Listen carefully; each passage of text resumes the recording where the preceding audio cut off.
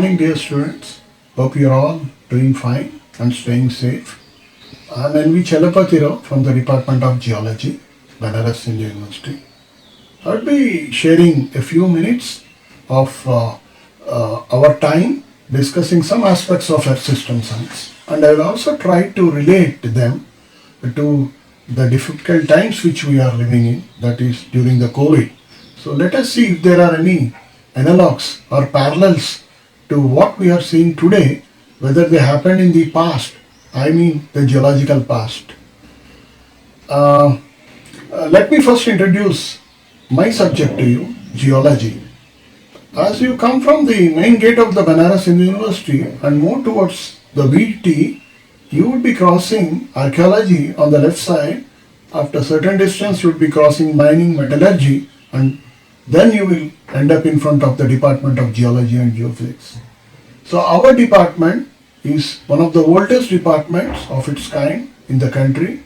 In fact, we are the third oldest department, geology department in India, and only last October we have celebrated our 100th year of existence. Now, what is geology? Because many of you may or may not be from the geological background. Of course, you may be having a lot of your friends in the hostels who might be studying geology. I don't know whether you have asked them this question or not, but let me ask the question and give the answer from my side. So geology is one of the oldest subjects which we are aware of. During counseling, many parents come to us and ask whether this is a new subject. It's not their fault, maybe they have not heard of it, but invariably we say that it is as old as 4.5 billion years. So geology as such is a subject which is made up of physics plus chemistry plus mathematics plus biology. If you mix all of them together, you end up with geology. If that is so, what is the difference between geology and these branches? If there is any difference, if at all there is there. The answer is, you are applying all this to the study of the earth and its cousins or its relatives, like your atmosphere. Okay, so geology has changed its perception from only the study of the earth to the study of earth, its atmosphere or planetary systems and everything which surrounds it. So what makes geology very different from other branches is, to me, the most important aspect is the time. Most of the experiments in geology, they run in millions of years. Suppose some of you from physics or chemistry or bioscience would be doing your experiments, and these experiments must be running few hours, few days, or maybe few months. But in geology, to do an experiment like to create a Himalaya, I need to have 55 million years of time. So the concept of time is very, very important, so it's very difficult to appreciate it unless you study geology itself. Everybody may be knowing the Grand Canyon. Many Hollywood movies were shot. To create that canyon, the canyons are formed by the cutting of the rivers. It takes millions of years to cut the canyons. So most of the processes which operate in geology happen in millions of time scale. So that thing differs geology from other sciences, even though it is made up of those sciences. The second most important thing in geology is, here we are dealing with the products. You have your result in front of you. Now you need to find out how that product has been formed. For example, let us go back to Himalayas. I have Himalayas before me, but how they were formed, which I don't know. How your Thar desert was formed, I don't know. Then I need to find out how these processes happen. Why Antarctica is covered with ice sheets? Why Arctic is covered with ice sheets? Why penguins are found only in Antarctica? Why you find coal in only certain areas? So everybody knows we get coal in your Bihar coal fields, Damodar Valley you get coal fields. Why only there? Why you get gold in the Kolar gold fields? Why oil is present in the Gulf in much more proportion than in other parts? So there are so many questions. The answers to these lie in understanding the geology. So in physics or chemistry, you start an experiment, you do an experiment and you get a product. But here you have product before you, and the beauty is you need to understand what are the processes which you don't know. So that's where the charm lies. The third important aspect of your geology is it is one of the most dynamic branches of the science. Earth is a very, very heterogeneous planet.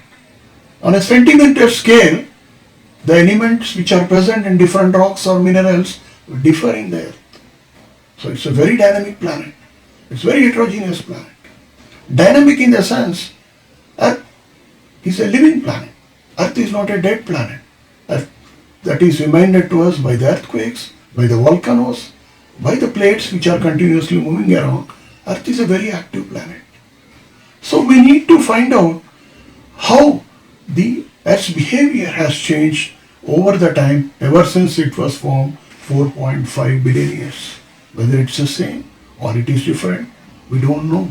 We can't go back in time. But we can always, from the evidences which are available today and from the past, we can reconstruct the past and try to predict what happens in the future. So these are the things which I thought I should brief you about the importance of how your geology is similar or different from other sciences. Coming to the importance of geology, every one of you know that a country's richness is governed to a great extent by its natural resources. Why South Africa is very rich?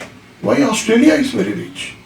Why your Gulf countries are very rich? The reason being they are very rich in natural resources, that is mineral deposits and so forth.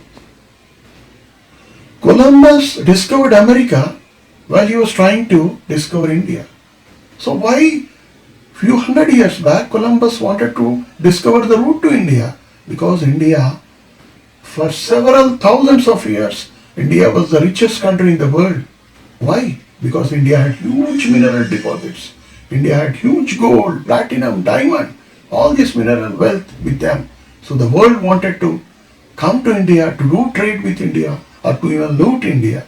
So this statement which I made is just made to impress upon you how important the mineral deposits and how they govern the richness of a country.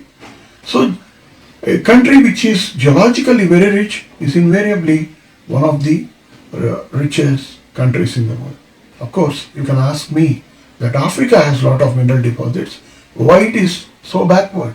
There are other more reasons which are lying there about many other factors.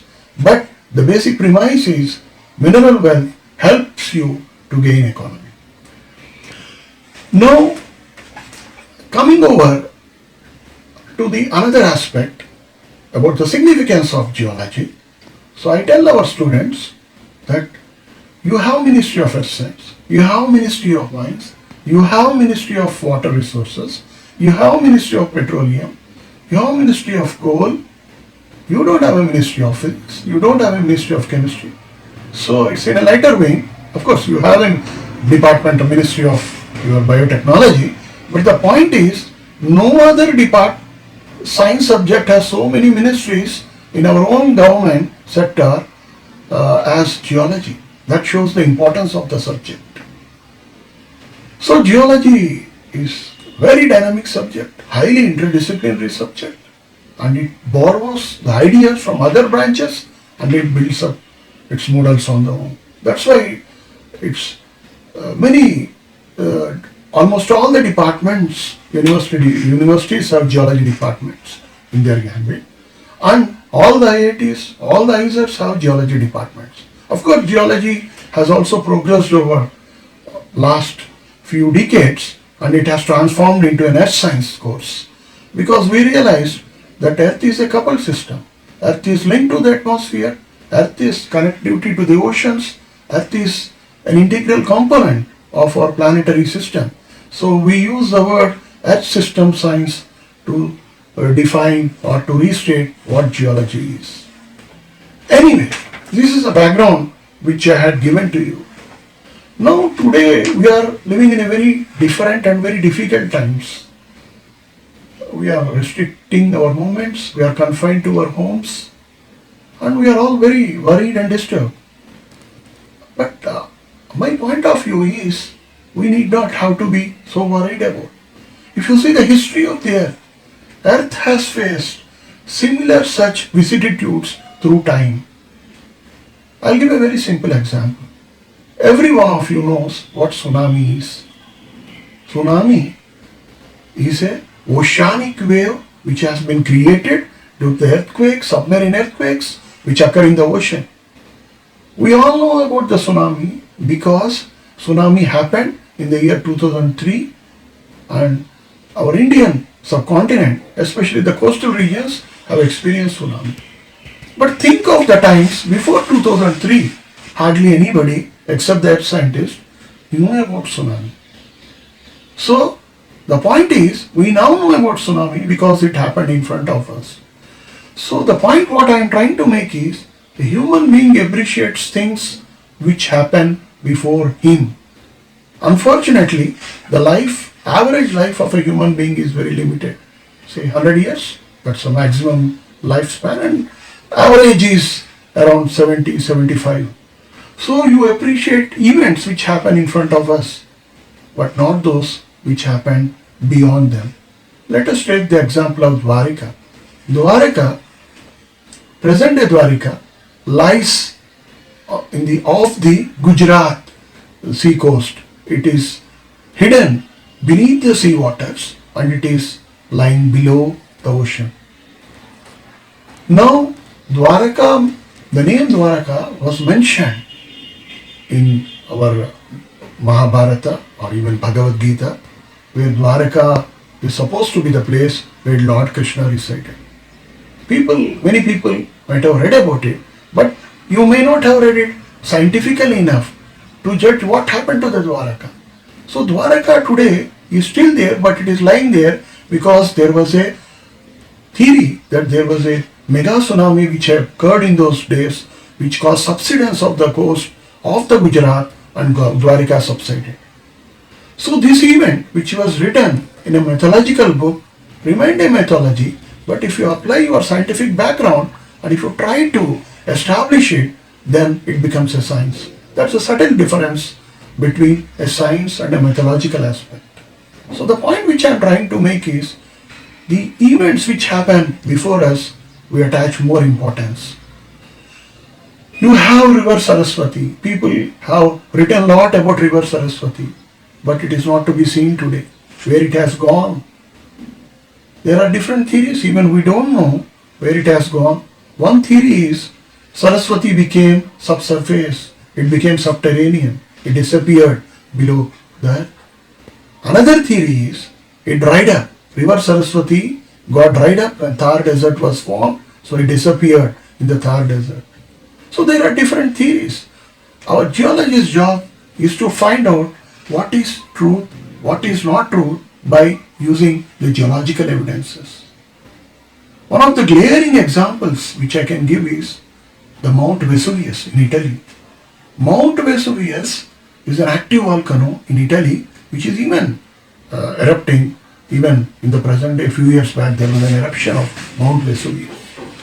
But Mount Vesuvius erupted in the past, geological past. So, since several thousand years, it has been erupting. In the old Roman literature, people come across a city called Pompeii and another city called Herculaneum. They were written in the records, but for centuries, these cities were never found. Only few decades ago, these cities were found buried below the ash flows of the Mount Vesuvius. So the point is how important the natural phenomena are, how they can change the destiny of the earth and its civilizations.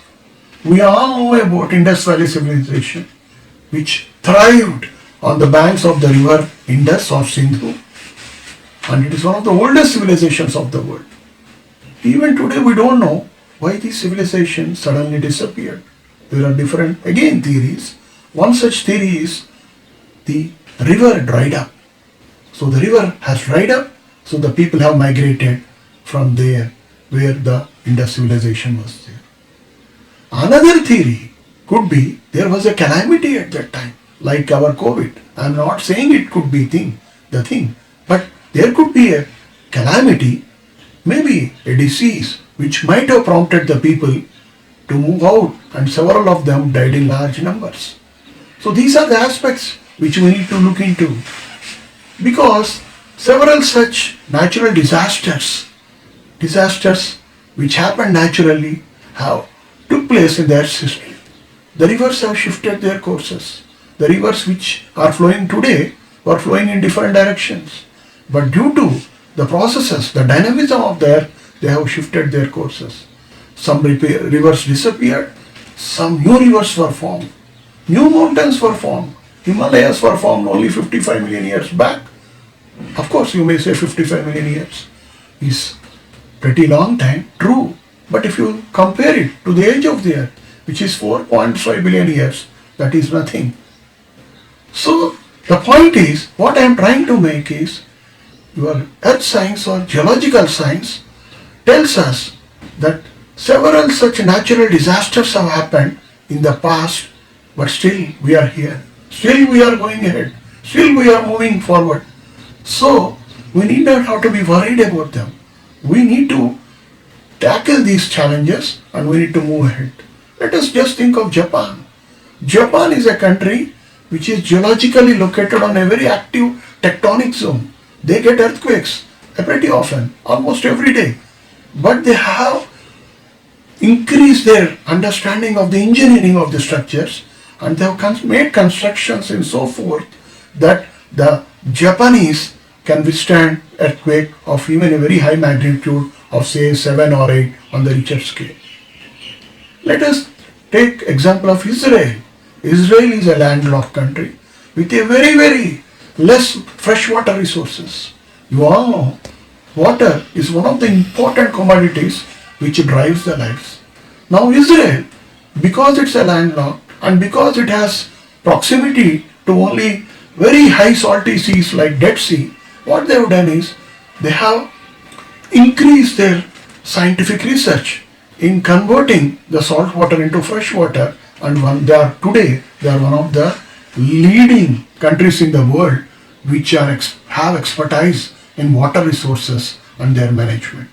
So what all these things tell us is life will never stop. Life goes on, and the adaptability of human being is incredible. It is not only the human being, it is the adaptability of any other forms of life is also very admirable.